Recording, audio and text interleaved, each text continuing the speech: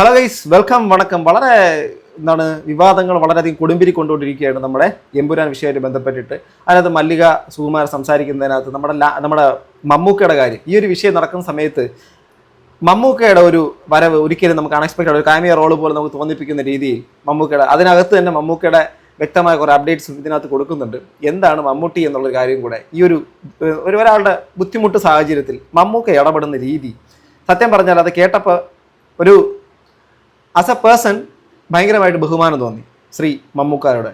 Okay, എന്താണെന്നുള്ളതല്ലേ കേൾക്കാം. നല്ല പടമാണെന്ന് പൃഥ്വിരാജ് ആരുടെ പടവും പറയും.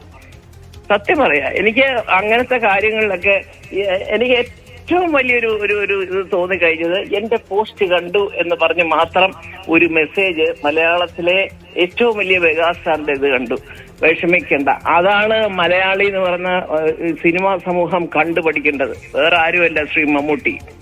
നിങ്ങളൊക്കെ പറഞ്ഞ അദ്ദേഹം അങ്ങനെ അദ്ദേഹത്തിന് ഒരു കുഴപ്പമില്ല എന്നുള്ള എനിക്ക് നല്ല ഭംഗിയായിട്ടറിയാം. അതൊന്നും ഓക്കെ. അപ്പോൾ മമ്മൂക്കയുടെ രണ്ട് കാര്യമാണ്. ഒന്ന്, ഈ ഒരു വിഷയം വന്ന സമയത്ത് അവരെ മൊത്തത്തിൽ കൂട്ടത്തോട് ആക്രമിക്കുന്ന സമയത്ത് തൻ്റെ മകന് വേണ്ടിയിട്ട് സംസാരിക്കാൻ വേണ്ടിയിട്ട് വന്ന അമ്മ, ആ അമ്മയോട് മമ്മൂക്ക, നമ്മുടെ സാക്ഷാൽ മമ്മൂക്ക തന്നെ ഇറങ്ങി വന്ന് പറയുകയാണ്. അന്ന് വേദിയിൽ വെച്ച് പറഞ്ഞൊരു കാര്യമുണ്ട്, പൃഥ്വി ഒരു ചെറിയ വലിയ പടം എടുത്തിട്ടുണ്ട് അല്ലേ, ഇതാണോ ചെറിയ പടം എന്ന് ചോദിച്ചു. അതേ പടം വിവാദമായ സമയത്ത് ആ അമ്മ വന്ന് പബ്ലിക്കിന്റെ മുമ്പിലേക്ക് ഒന്ന് വേദനിച്ച് നിൽക്കുന്ന സമയത്ത് അതേ മമ്മൂക്ക വന്ന് പറയുന്നുണ്ട് വിഷമിക്കണ്ട, എല്ലാം ശരിയാവും എന്ന് പറയുന്നുണ്ട്. ആ ഒരു ആശ്വാസ വാക്ക് കൊടുക്കാൻ എനിക്ക് തോന്നുന്നു ചിലപ്പോൾ ഈ സ്ഥാനത്ത് മറ്റ് മെഗാ സ്റ്റാറുകളാണെങ്കിൽ അല്ലെങ്കിൽ സൂപ്പർ സ്റ്റാറുകളൊക്കെ ആണെങ്കിൽ അത് ചെയ്യുമെന്ന് എനിക്ക് തോന്നുന്നില്ല. അതേ സമയത്ത് അവരൊക്കെ വേണമെങ്കിൽ മാപ്പെഴുതി കൊടുത്ത് എങ്ങനെയെങ്കിലും തൊഴുത് കുമ്പിട്ട് കാലും മുട്ടും മടക്കി ചെന്ന് ചിലപ്പോൾ ഓച്ചാനിച്ച് നിന്നേനെ എന്നുള്ളത് തോന്നുന്നുണ്ട്.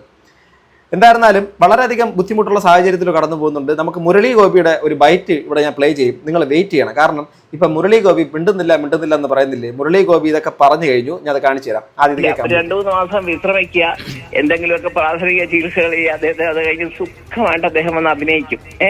പോട്ടെ, ആ മനുഷ്യൻ ഇങ്ങനെ വിശ്രമവേളയിൽ പോലും, ദൈവമേ, പെരുന്നാളായിട്ട് ഞാൻ പറയാണ്, എനിക്കൊരു മെസ്സേജ് അയച്ചു, പോസ്റ്റ് കണ്ടു, അങ്ങനത്തെ കാര്യങ്ങളൊന്നുമില്ല. അങ്ങനെ അതായത് ഒരു ആശ്വാസവചനം പറയാനായിട്ട് ഈ സിനിമാ ഇൻഡസ്ട്രിയിൽ ചേച്ചി, അമ്മ, ആന്റി, അമ്മൂമ്മ എന്നൊക്കെ വിളിക്കുന്ന ഒരുപാട് പേരുണ്ട്. അത് അയച്ചത് ഇന്നലെ രാത്രിയിൽ എനിക്ക് കിട്ടുന്നത് ശ്രീ മമ്മൂട്ടിയുടെയാണ്.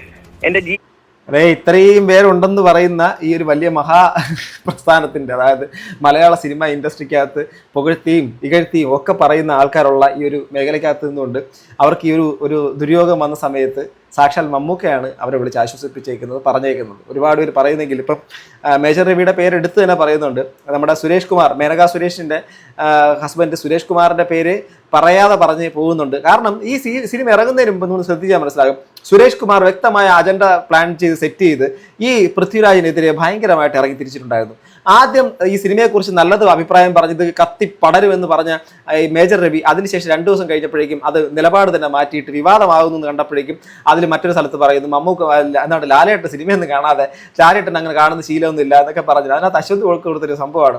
ചിലപ്പോൾ കാണത്തില്ലായിരിക്കും, നിങ്ങളുടെ പടം കാണത്തില്ലായിരിക്കും, ബാക്കിയുള്ളവരുടെ പടം അങ്ങനെ ആയിരിക്കത്തില്ല എന്ന് പറഞ്ഞു. അത് തന്നെ എനിക്കും പറയാനുള്ളൂ. ഞാനിതൊക്കെ എന്റെ മക്കളോട് രാത്രി പറഞ്ഞു, ഞാൻ മറക്കരുതെന്ന് പറഞ്ഞു. അവിടെ അദ്ദേഹം ജാതിയും മതമൊന്നും നോക്കിയില്ല. ഇന്ന് പെരുന്നാളാണ്, വീട്ടിലെത്തി തിരക്ക് നോക്കിക്കാൻ അവരെ പോട്ടെ, എന്തെങ്കിലും ആട്ടെ, മക്കളും കൊച്ചുമക്കളും ഒക്കെ ആയിട്ട് സന്തോഷമായിട്ട് അദ്ദേഹം എവിടെയോ ഇരിക്കുന്നു. പക്ഷെ അതിന്റെ ഇടയിലും ഇത് ആവശ്യമില്ലാത്ത ആരോപണങ്ങൾ കാണുമ്പോൾ ഒരു പക്ഷേ വലിയ ചേച്ചി പ്രയാസം തോന്നുമായിരിക്കും എന്നൊരു തോന്നലെങ്കിലും ഒരു മനുഷ്യത്വപരമായിട്ട് ചിന്തിക്കാൻ ആ മനുഷ്യന് സാധിച്ചില്ലേ? വേറെ ആരെങ്കിലും ഈ കൂട്ടാക്രമണം അല്ലേ നടക്കുന്നത്? കൂട്ടാക്രമണം അല്ലേ ഇവരുടെയൊക്കെ പാസിനെ കുറിച്ച്? ഇപ്പം ഈ ഒരു സിനിമയ്ക്കകത്ത് ഞാൻ ഇത് വേറെ ഒന്നും വിചാരിക്കുകയല്ല. ഇപ്പം നിങ്ങളിപ്പം ഞാൻ എപ്പോഴും എതിർക്കുന്ന വെച്ചാൽ ഇപ്പം വലതുപക്ഷം എന്ന് പറയുന്ന ആൾക്കാരെ എതിർക്കാനല്ല, തീവ്ര വലതുപക്ഷം, തീവ്ര ഇടതുപക്ഷം, തീവ്ര മറ്റേ വർഗീയ പക്ഷം എന്നുള്ള സംഭവം, എക്സ്ട്രീമിസ്റ്റുകൾ എന്ന് പറയുന്ന സംഭവമുണ്ട്. അവരോട് മാത്രമാണ് നമുക്ക് എല്ലാവർക്കും ഒരു എതിർപ്പുള്ളത്. അല്ലാതെ ഇപ്പോൾ BJP-ക്കാർ, ഇപ്പോൾ എനിക്കൊക്കെ എത്രയോ BJP-ക്കാർ, RSS-നകത്തൊക്കെ ഉള്ള സുഹൃത്തുക്കളുണ്ട്, എത്രയോ പേരുണ്ട്. അപ്പോൾ ഇതിനകത്തൊക്കെ എല്ലാവരും ഇങ്ങനെ ഈ ഭയങ്കരമായിട്ട് എല്ലാവരെയും ഇങ്ങനെ അധിക്ഷേപിച്ച് നടക്കുകയോ കുറ്റം പറഞ്ഞ് നടക്കുകയോ ഉൾക്കൊള്ളാത്ത ആൾക്കാരൊന്നുമല്ല. വളരെ ചെറിയൊരു വിഭാഗം ആൾക്കാരാണ് ഇത്രയും വലിയ വൈകാരികമായിട്ട് ഈ ഒരു കാര്യങ്ങളൊന്നും ഇത് ചെയ്യുന്നില്ല എന്നുള്ളത്. ഓക്കെ, നമ്മുടെ പ്ലോട്ട് എന്താണ്, വിഷയം എന്താണ്? ആ വിഷയത്തിൻ്റെ അകത്ത് നമ്മുടെ ഗുജറാത്ത് കലാപം കാണിച്ചു എന്നുള്ളതാണ്. ഗുജറാത്ത് കലാപത്തിന് തൊട്ട് മുമ്പ് നടന്നിട്ടുള്ള ട്രെയിൻ കത്തിക്കുന്ന കാര്യങ്ങൾ കാണിച്ചിട്ടില്ല, അത് വിഷ്വലൈസ് ചെയ്തിട്ടില്ല, ആ ഒരു സംഭവം കൊടുത്തിട്ടില്ല എന്നുള്ളതും അതിനകത്ത് ഗർഭിണിയെ അടക്കം റേപ്പ് ചെയ്യുന്ന സീനുകളടക്കം വന്നു എന്നുള്ള കാര്യങ്ങളൊക്കെയാണ് ശരി. അവരുടെ നമുക്ക് ആ ഒരു വികാരത്തെ നമുക്ക് മാനിക്കാം.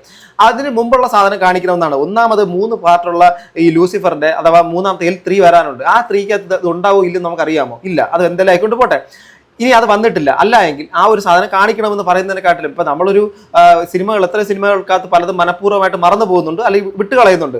ആ ഒരു സാധനം ഇവരുടെ തന്നെ ആൾക്കാർക്ക് അടുത്ത് സിനിമയായിട്ട് എടുത്തുകൂടെ? ഇതൊന്നും അല്ല സത്യം, നമ്മൾ ആ സത്യം പറഞ്ഞ് നമ്മളൊരു സിനിമ വരും എന്ന് പറഞ്ഞുകൊണ്ട് അവർക്ക് ആ സിനിമ ഇറക്കിക്കൂടെ? മുമ്പ് വാര്യൻ കുന്നം വരുന്ന സമയത്ത് വേറെ ഏതൊരു ഹംസനോ പരമഹംസനോ ഒരു ഹംസയുണ്ടല്ലോ, ഹംസനായിട്ട് മാറിയിട്ടുള്ള ഒരാൾ, അയാളുടെ പേര് ഞാൻ മറന്നുപോയി, അയാൾ എന്തോ ഒരു കുറെ പൈസയൊക്കെ പിരിച്ച് ഇല്ലേ, അപ്പൊ അങ്ങനെയുള്ളൊരു സിനിമയൊക്കെ എടുക്കാന്ന് പറഞ്ഞാൽ അയാളെ സിനിമ ഇറങ്ങി. എനിക്കറിയത്തില്ല അയാൾ എന്തിനും ഹംസൻ ഒരു കട്ടത്താടി മീശയൊക്കെ വെച്ച് നടക്കുന്ന ഒരു മനുഷ്യൻ, എന്നിട്ട് അയാൾ തന്നെ പറഞ്ഞു ഈ പാർട്ടിക്കാർ ആരെയൊക്കെ ചതിച്ചു എന്നൊക്കെ പറഞ്ഞു നടക്കുന്നത്. അയാളുടെ പേര് മറന്നുപോയി, ഒരു മുസ്ലിം എന്തോ ആയിരുന്നു. പിന്നെ എന്തിന് ഹംസൻ, വീരസിംഹനോ ഹംസനോ എന്തൊരു ഹംസ. എനിവേ ഞാൻ കളിയാക്കിയല്ല കേട്ടോ, പറഞ്ഞതാ. അപ്പം അങ്ങനെയൊക്കെ അപ്പം ആ ചരിത്ര വസ്തുതയെ തിരുത്തിയിട്ടുണ്ടെങ്കിൽ അന്ന് പറയുന്നൊരു കാര്യം എന്ന് വെച്ച് കഴിഞ്ഞാൽ ആ ഒരു എക്സ്പ്രസിൻ്റെ അകത്ത് പോയ ആൾക്കാരെ, അന്ന് കർസേവയ്ക്ക് അയോധ്യയിലേക്ക് പോയ ആൾക്കാരെ അവരെ അതിനകത്ത് വെച്ചിട്ട് ഒരു ചേരിയിലേക്ക് എത്തിയ സമയത്ത് അവരെ പെട്രോൾ ഒഴിച്ച് അവരെ മനഃപൂർവ്വമായിട്ട് കൊന്നു. അതേ സമയത്ത് തന്നെ അകത്തുള്ള അഗ്നി പടർന്നതാണ്, 1-2 ബോഗികൾ കത്തി പടർന്നതാണെന്നൊക്കെ പറയുന്നത്. ഇനി എന്തായിരുന്നല്ലോ അവനെ കൃത്യമായിട്ട് അത് മനഃപൂർവ്വം ചെയ്യുന്നുള്ള രീതി തന്നെയാണ് വന്നിട്ടുള്ളത്. പക്ഷേ ആ ഒരു സാധനത്തിന് കാണിച്ചിട്ടില്ല എന്നാണ്. ഈ കർസേവകർ എന്ന് പറയുന്ന ആൾക്കാർ അവരെ ഇതുമായിട്ട് ബന്ധപ്പെടുത്തിയിട്ടാണ് അതിനകത്ത് സ്ത്രീകൾ കുട്ടികളടക്കമുള്ള ആൾക്കാരുണ്ടായിരുന്ന പറയുന്നത്. ഞാനൊരു കാര്യം ചോദിക്കട്ടെ, ഇങ്ങോട്ട് അയോധ്യയിലേക്ക് എന്തിനാ പോയത്? അയോധ്യയിൽ നടന്ന കാര്യം എന്താ? അയോധ്യയിൽ നടന്നിട്ടുള്ള വളരെ വലിയൊരു സംഭവം ബാബറി മസ്ജിദ് എന്നുള്ളൊരു സംഭവമായിട്ട് ബന്ധപ്പെട്ടുള്ള അതിൻ്റെ പള്ളി പൊളിക്കൽ പരിപാടികളൊക്കെ ആയിട്ട് ബന്ധപ്പെട്ടിട്ടാണ്. പഴയ കാലത്ത് ഏതോ ഒരു കാലഘട്ടത്തിൽ ബാബർ എന്തോ ഒരു സംഭവം അയോധ്യ ക്ഷേത്രത്തിനെ പൊളിച്ചെന്നും അതിനുശേഷം ഉണ്ടായ പിന്നീടുള്ള തർക്കങ്ങളും വളരെ കാലം നീണ്ടുന്നിട്ടുള്ള കോടതി വ്യവഹാരങ്ങളും അതിനുശേഷം കർസേവ നടക്കുന്ന സമയത്ത് ഇന്ത്യ ഭരിച്ചിരുന്നത് നമ്മുടെ എന്താ പറയാ പേര് മറന്നതല്ല, ശരി, കർസേവ നടന്ന സമയത്ത് ഭരിച്ചിരുന്നത് കോൺഗ്രസ് പാർട്ടിയാണ്. ആ കോൺഗ്രസ് പാർട്ടിയുടെ മൗന സമ്മതത്തോടുകൂടി തന്നെ ഈ പരിപാടി നടന്നു എന്നുള്ള കാര്യമാണ് പറയുന്നത്. അതിനുശേഷം ഗുജറാത്തിലേക്ക് കത്തിപ്പടർന്ന് ഇങ്ങനെ അതിനുശേഷമാണ് ഈ സംഭവങ്ങളൊക്കെ നടക്കുന്നത്. ഇതൊരു വലിയൊരു പൊളിറ്റിക്സ് ആണ് ഇതിന്റെ പിന്നിൽ. അത് പറയാൻ വേണ്ടിയിട്ട് നമുക്ക് ഒരുപാട് വീഡിയോസ് ഒക്കെ ചെയ്യേണ്ടി വരും. അങ്ങനെ ഒരു സാധനം മറച്ചു വെച്ചിട്ടുണ്ടെങ്കിൽ നിങ്ങൾ തീർച്ചയായിട്ടും അവരുടെ ആൾക്കാർക്ക് അതിനെ എക്സ്പ്ലോർ ചെയ്തുകൊണ്ട് തുറന്നു കാണിച്ചുകൊണ്ട് അടുത്തൊരു വീഡിയോ ഇറക്കാം, സിനിമ ഇറക്കാം, ഒക്കെ ചെയ്യാമല്ലോ. എനിവേ ഇത് കാണിച്ചിട്ടില്ല, അത് അവരുടെ വിഷമമാണ്. പക്ഷേ എക്സ്ട്രീമിസ്റ്റുകളായിട്ടുള്ള ആൾക്കാർ ഇങ്ങനെ ഒരു വിരുദ്ധമായ മറ്റു സംഭവങ്ങളിലേക്ക് ഇത് കൊണ്ടുപോകുന്നതിനോട് മാത്രം വ്യക്തിപരമായി എനിക്ക് താല്പര്യമില്ല. വേറെ ആരെങ്കിലും എനിക്കൊരു മെസ്സേജ് അയച്ചിട്ടുണ്ടോ? ഇല്ലല്ലോ. അപ്പൊ അതുകൊണ്ട് ഞങ്ങളെ ഒരു പുസ്തകത്തിന്റെയും ഒരു പ്രസ്ഥാനത്തിന്റെയും ഒരു സംഘത്തിന്റെയും ഒന്നും പേര് പറഞ്ഞൊന്നും പേടിപ്പിക്കരുത്. ഞങ്ങളെ വളർത്തി ഓക്കെ. അപ്പം ഇതിനകത്ത് വേറൊരു കാര്യം കൂടെ ഉണ്ട്. നമ്മുടെ പൃഥ്വിരാജിന്റെ ആടുജീവിതത്തിന്റെ ഓട് കിട്ടേണ്ട ഇതാണ്. കാരണം ഇപ്പം നമ്മുടെ ഗ്ലോബലി ഇന്റർനാഷണൽ ലെവലിൽ തന്നെ ശ്രദ്ധിക്കപ്പെട്ടൊരു സിനിമയാണ് ആടുജീവിതം. അത്രമാത്രം എഫേർട്ട് എടുത്ത് ഇറക്കിയ സിനിമ. ആ സിനിമയ്ക്കകത്തുള്ള അവാർഡ് അർഹനാണ്. ഇപ്പം നാഷണൽ അവാർഡിന് എന്തായാലും അർഹനാണ്. പുഷ്പ സിനിമയ്ക്ക് ഒരു അവാർഡ് കിട്ടിയ നാടാണെന്ന് ഓർക്കണം. അപ്പോൾ അത്രയും വലിയൊരു സിനിമ, ആ ഒരു തരത്തിലുള്ള ബ്ലസ്സിയുടെ ആ സിനിമയ്ക്ക് സ്വാഭാവികമായിട്ട് അവാർഡിന് അർഹമായിട്ടുള്ള ആ സിനിമയ്ക്കകത്ത് ഇപ്പം രായപ്പൻ എന്ന് പറഞ്ഞ് കളിയാക്കി, മൊത്തം രാജ്യവിരുദ്ധൻ എന്നുള്ള രീതിയിലേക്കാക്കി, ഈ കലാപത്തിന് വേണ്ടിയിട്ട് തീ കൊടുക്കുന്നവരെന്നുള്ള രീതിയിലേക്ക് പേരാക്കി, അങ്ങനെ മൊത്തം പൃഥ്വിരാജിന്റെ തലയിൽ കൊണ്ടുവയ്ക്കുന്നു. ബാക്കിയുള്ളവർ ആരും ഒന്നും അറിഞ്ഞിട്ടില്ല. മോഹൻലാൽ അറിഞ്ഞിട്ടില്ല, മറ്റു ടീംസ് അറിഞ്ഞിട്ടില്ല, ആന്റണി പെരുമ്പാവൂർ അറിഞ്ഞില്ല. ഓൺലി ഓൺ ടാർഗറ്റ് ഈസ് പൃഥ്വിരാജിന് നാഷണൽ അവാർഡും കിട്ടാൻ പാടില്ല. അത് ഇന്റർനാഷണൽ അവാർഡ്സിനടക്കം പോയിട്ടുള്ളൊരു നമ്മുടെ ഒരു സംഭവമാണ്. ആ ഒരു സിനിമയെ അവിടെ അവാർഡ് പോലും കിട്ടാത്ത രീതിയിൽ അതിനെക്കുറിച്ച് അവർ പറഞ്ഞു വെക്കുന്നുണ്ട്. അങ്ങനെയൊന്നും അവാർഡൊന്നും പറഞ്ഞാൽ പേടിപ്പിക്കൊന്നും വേണ്ട, ആരുടെ ഉമ്മാക്കിയുണ്ട് പേടിക്കത്തൂല്ല എന്ന് അവർ പറയുന്നുണ്ട്. മലയാള സിനിമയിലെ ഇത്രയും കാലഘട്ടങ്ങൾ ഒരു വലിയ കാലഘട്ടം മുഴുവൻ ഉണ്ടായിരുന്ന ആളാണ്, ഇപ്പോഴും സജീവമായി നിൽക്കുന്ന ആളാണ്. ഇത്തരം ഒരു സിനിമ ഇറങ്ങുമ്പോൾ 17 വെട്ടൊക്കെ വെട്ടി അതിനകത്ത് പല ഭാഗങ്ങളും മാറ്റി വെച്ചുകൊണ്ട് ഒരു സിനിമയെ കാണാൻ ശരി, എനിക്കതറിയില്ല കേട്ടോ. ശരിക്കും അത്ര ഇത് നിങ്ങൾ ന്യൂസിൽ പറയുന്നതാണ് 17 വെട്ട് വെട്ടിയൊന്നും എനിക്കറിഞ്ഞൂടാ. അത്രയ്ക്ക് വെട്ടുണ്ടോന്നും എനിക്കറിയില്ല. ഇത് ഞാൻ ആലോചിക്കും, ഇത് 17 വെട്ടൊക്കെ വെട്ടത് എവിടെയൊക്കെ വെട്ടും? അങ്ങനെയാണ് സിനിമ ഉണ്ടോ? എനിക്ക് മനസ്സിലാവുന്നില്ല. എവിടെ 17 വെട്ട് കടും വെട്ടി. ഏറ്റവും വലിയ രസം എന്ന് അറിയാമോ, ഇപ്പോഴും നമ്മളിപ്പം ഈ തീവ്ര എക്സ്ട്രീമിസ്റ്റുകളുടെ പ്രതിഷേധങ്ങളും വിമർശനങ്ങളും കാണുന്നു. അവർ പോലും ഒരു കേസ് കൊടുത്തിട്ടില്ല ഈ സിനിമയ്ക്കെതിരെ. അതിനു മുമ്പ് കൊണ്ടുപോയി വെട്ടിക്കളഞ്ഞ ആൾക്കാരാണ്. ഓക്കെ, അതായത് വിമർശിക്കുന്ന ആൾക്കാർ പോലും വിമർശനം അവരിത് കാണുന്നില്ല എന്നാ പറയുന്നത്. അല്ലാതെ ഒരു കാരണവശാലും അവർ ഈ സിനിമയ്ക്കകത്തുള്ള കാര്യങ്ങൾ വെട്ടിയാലേ കാണുള്ളൂ എന്ന് അങ്ങനെയൊന്നും പറഞ്ഞിട്ടില്ല. എന്നിട്ടും അതിനു മുമ്പേ കൊണ്ടുപോയി ഓച്ചാനിച്ച് ഇങ്ങനെ നിൽക്കുന്ന ആൾക്കാർ ഈ സിനിമയുടെ പിന്നണിയിലുള്ള ആൾക്കാരാണ്. നിങ്ങളുടെ അഭിപ്രായം എന്താ? കമന്റ് ബോക്സിൽ അടുത്ത വീഡിയോ കാണുന്നത് ഗൈസ്. ബൈ.